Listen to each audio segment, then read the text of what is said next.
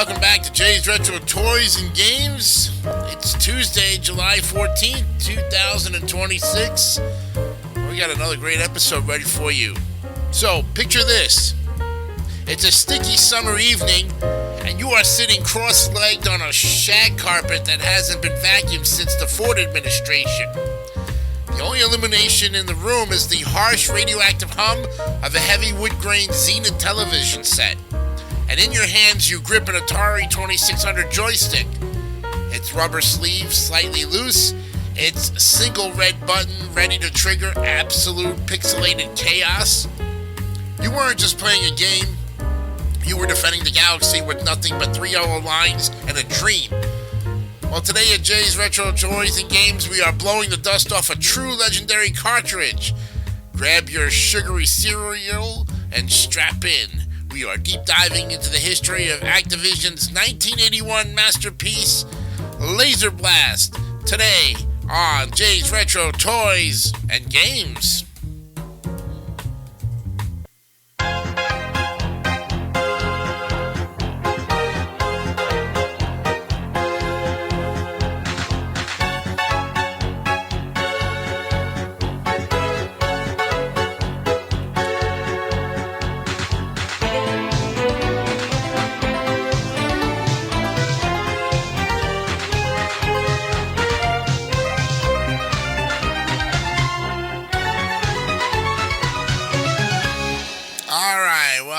To this edition of Jay's Retro Toys and Games. I'm your host, Jason DeCanio.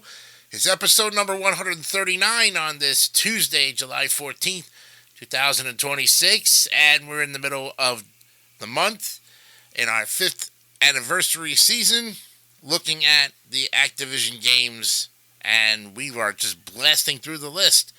And speaking of blasting through the list, we have a game that really interesting, and we're going to give you a little bit of taste of it right now.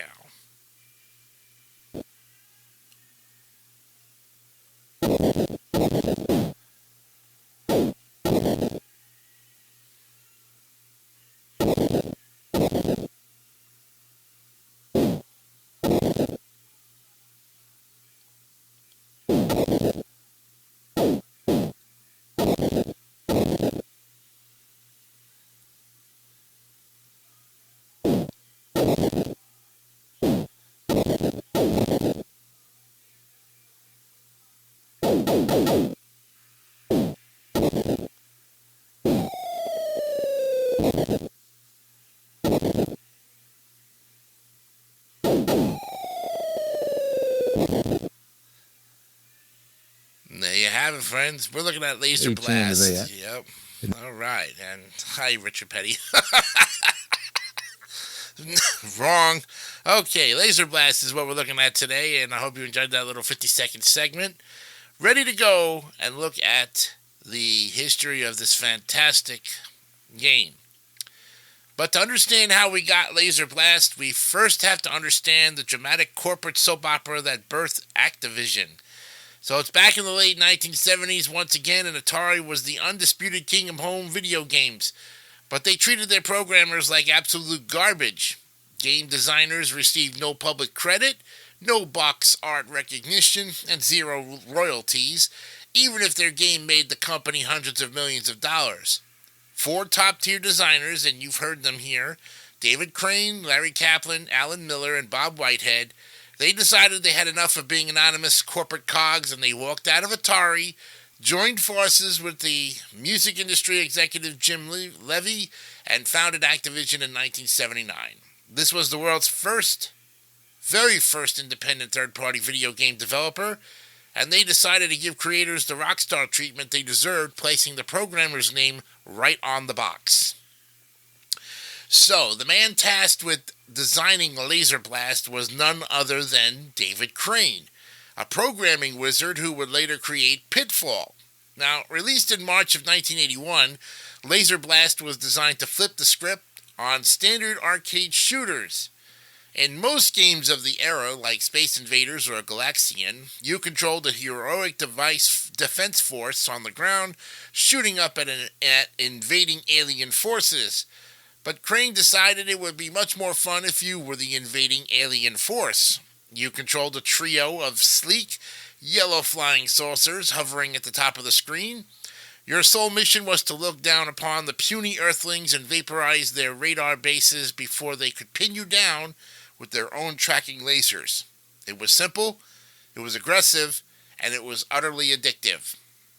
Now, every retro game has a personal memory attached to it, and Laserblast takes me right back to a very specific place. I vividly remembered spending a blistering weekend at my aunt and uncle's apartment over in Queens, New York. The apartment was packed to the gills with family members, grandparents arguing over the noise, aunts gossiping in the kitchen, and uncles shouting at a baseball game on the radio. There weren't any cousins my age around to share the TV, which meant the Atari 2600 in the den was entirely mine to command. I spent hours parked in front of that screen, the smell of fresh pastrami and Hebrew national salami wafting from the kitchen, while the hypnotic rhythmic beep of Laserblast filled the room. Every time my saucer got hit and spiraled down the earth for a final kamikaze crash into a radar base, my uncle would yell from the other room, "Hey kid, stop crashing the spaceship, you're shaking the floorboards." But by 1981 standards, Laserblast looked like something sent back from the actual future. The Atari 2600 was notoriously difficult to program for, often resulting in flickering sprites and muddy backgrounds. David Crane bypassed these limitations by using bold, solid colors and smooth horizontal scrolling animation. The alien saucers looked incredibly menacing, floating effortlessly against a shifting sky that changed color to simulate the passage of time. When you fired your laser, it didn't just appear. It zipped down with an incredibly satisfying, high-pitched crunching sound effect.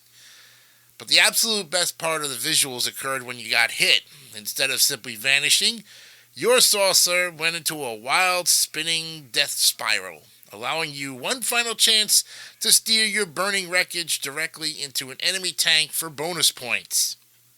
Activision didn't just sell you a game, they offered you entrance into an exclusive elite club. If you managed to score 100,000 points or more, you could take a physical photograph of your television screen with a Polaroid camera and mail it to Activision headquarters. And in return, they would mail you an official, high-quality fabric iron-on patch identifying you as an official Activision laser blaster. This marketing genius turned neighborhood kids into fierce competitors. However, the game had a built-in technical limit.